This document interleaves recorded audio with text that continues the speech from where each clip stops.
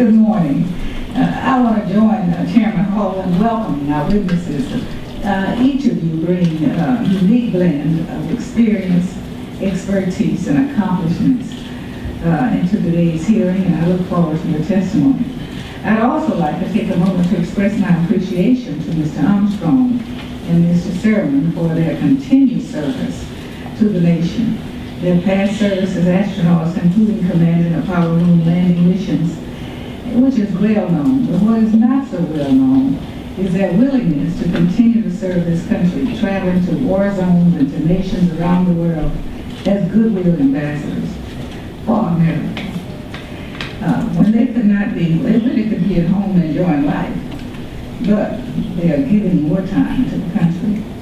It shows the type of individuals they are. However, it also demonstrates that America's human space flight program has always been about much more than simply building rockets and space capsules and launching astronauts into space. It is also about inspiring people, both young and old. It is about providing a peaceful and positive demonstration to nations around the world of American technological preeminence. It is about developing cutting-edge technologies for our human space missions that also benefit our citizens and create new jobs.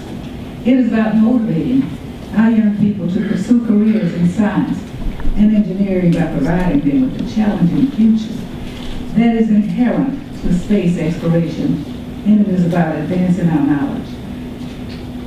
This is so important for our young people, and that is something I think that we in Congress need to remember. As we debate what we want to do with our nation's human space flight program, we sometimes forget the American people are much less interested in what particular rocket NASA will be building than in why we invest in space exploration in the first place. As I have always indicated, I think the benefits of investing in human space flight are clear and compelling, and ones that can justify making a sustained commitment to moving forward on our next step in exploration. Because that is what we should be talking about.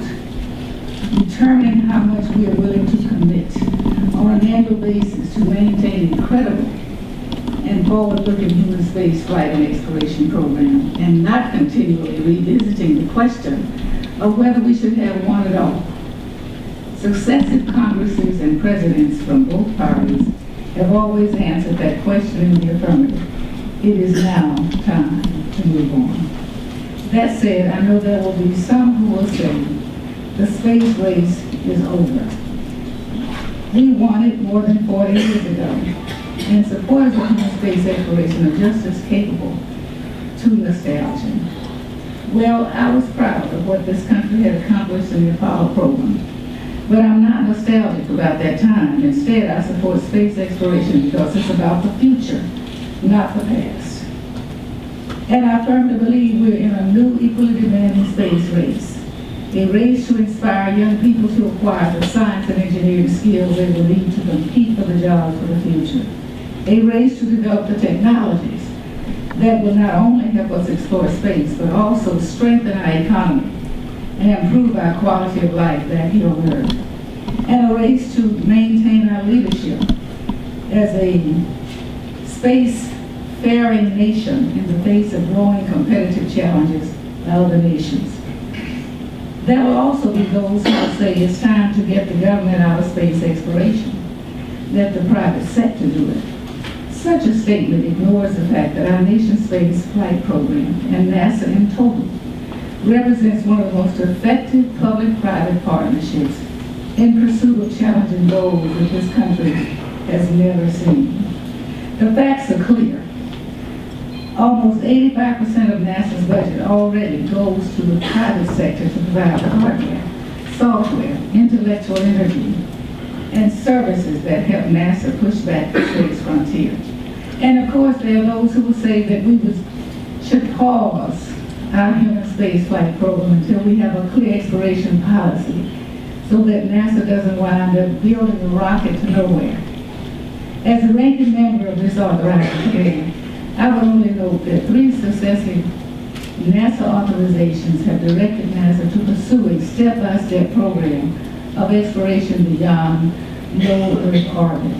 So whether it's called step-by-step or a flexible path exploration program, it's clear that Congress and the President have already given the necessary policy direction. The technical expertise at NASA now need to be allowed to get on with the task of developing the specific steps on that path that make the most sense. And finally, there will be those who will say times are tough. We can't afford it right now. I would respond to that.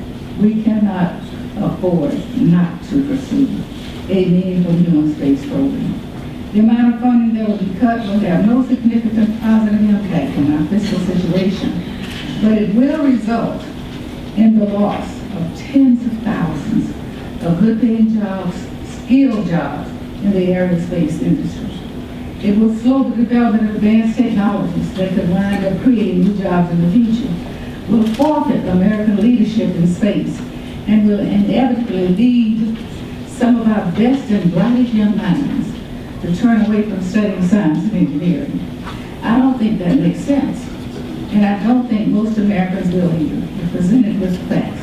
Mr. Chairman, I have shared this frustration at the slow pace at which NASA has been allowed to move on with the human space program, authorized and funded by Congress. And I would note that 16 months ago, the committee held a similar hearing with Mr. Armstrong and Capt.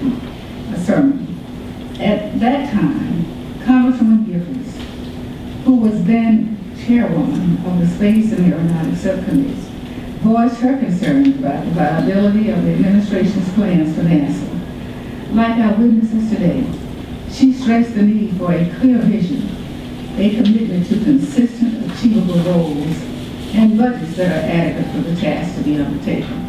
Many of the issues raised by Congresswoman Johnson in the past Congress are still relevant today. As we look to this year's budget request for NASA, that said, I believe that the President's announcements last week was a very positive step, and I look forward to working with the members of Congress and the President to help ensure that the nation can sustain a human space flight program it can be proud of for decades to come. Thank you, and I yield back. Commitment to excellence. Mr. Chairman, Ms. Johnson, ladies and gentlemen, it's not just about space. It's about the country. Thank you, sir. Thank you, Member Johnson, members of the committee. Thank you so much for giving me the invitation and the opportunity to present my perspective on the state of the American human space exploration efforts. This past year has been frustrating for NASA observers as they try to understand NASA's plans and progress. The NASA leadership enthusiastically assured the American people that the agency was indeed embarking on an exciting new age of discovery in the cosmos. But the realities of the termination of the shuttle program, the cancellation of the existing launch and rocket and spacecraft programs, the layoffs of thousands of aerospace workers, the outlook for American space activity throughout the next decade was difficult to reconcile with the agency assertions. After this initial proposed cancellation of Constellation Ares launchers and Orion and Altair spacecraft early last year, this committee and other representatives, senators, and concerned citizens worked diligently to find alternatives to the now missing essential elements of the U.S. space strategy. You were resolute in modifying the administration's proposed 5-year study of heavy-lift rockets and changed to the immediate initiation of its design and construction. And you observed the metamorphosis of the canceled Orion first into a ill-conceived crew rescue vehicle and thereafter into a potentially very useful multi-purpose crew vehicle. So much has been accomplished. But NASA often by Congress limitations, has been unable to articulate a master plan that excites the imagination and provides a semblance of predictability to the aerospace industry. We will have no American access to, nor return from, low Earth orbit and the International Space Station for an unpredictable time in the future. For a country that has invested so much for so long to achieve a leadership position in space exploration and exploitation, this condition is viewed by many as lamentably embarrassing and unacceptable. The severe reductions in space activity have caused substantial erosion in many critical technical areas and are creating negative economies of scale cost increases throughout the aerospace industry. Most importantly, public policy must be guided by the recognition that we live Mr. Chairman. And I did hear the comments about my reference to the past. And let me just say that without our predecessors, we would not have had the past. We had that vision. And without us becoming predecessors here with vision, we will have a future. So that's why my real emphasis is on our future. I fully realize that until we are committed to spending the dollars for the research that space exploration brings us, we are sitting waiting for others to pass us by. And I think that it's not hard to see. If we see what's going on today, I know that the budget is very tight, but is it too tight to look out for our future? That's my concern. I think when it gets too tight to look out for our future, we damn our future. Because without vision, people do perish. I don't think I have to wonder where you are, but I do know that unless we inspire our young minds that space exploration has done in the past, we won't have the people. When we cut back, we lose our talent. And when we lose our talent, we don't lose them to the next business, or the next state, or even the next layer. We lose them for the United States. And that is a real concern that I have. So what I'd like to hear you, and I think you have said much of this, but I want all of you to comment specifically on how can we proceed with the budget restraints that we do have and keep pace with the rest of the world.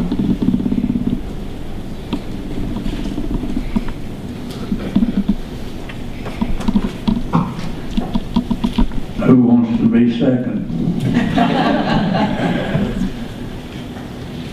Well, I think the key is having the plan, master plan that everyone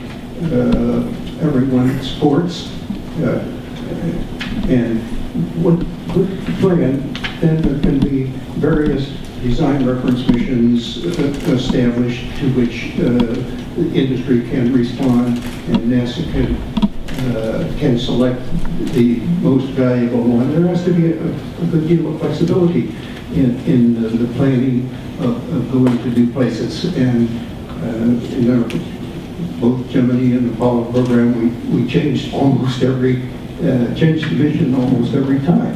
I think that'll continue in the future because you have to be flexible and ready to incorporate whatever new changes in the environment and the needs are. So I certainly support your view, and I do think having a plan that everyone agrees to is the key. Mr. Cernan? Ms. Johnson, you said three things that caught my attention in your opening statement. You talked about a public-private partnership to move forward, which I think is so significantly important.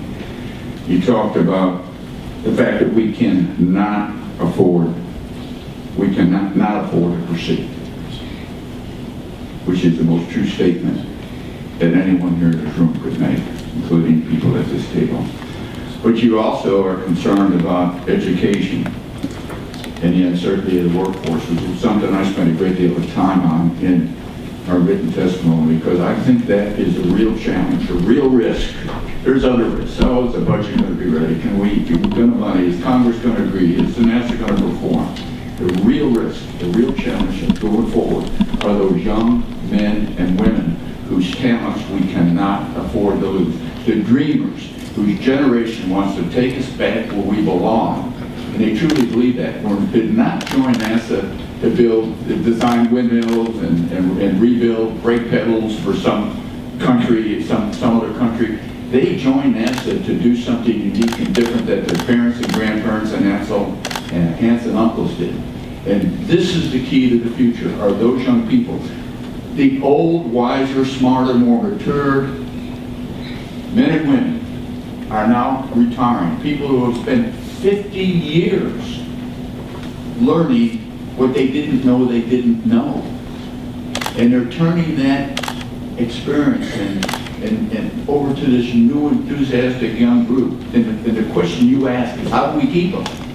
And we're losing them in droves right now. I don't have an answer to your question, other than we can't afford not to proceed forward. They're leaving. I know, I've talked to them. That concerns me as a major challenge, Mr. Chairman. You asked us of how we get where we want to go.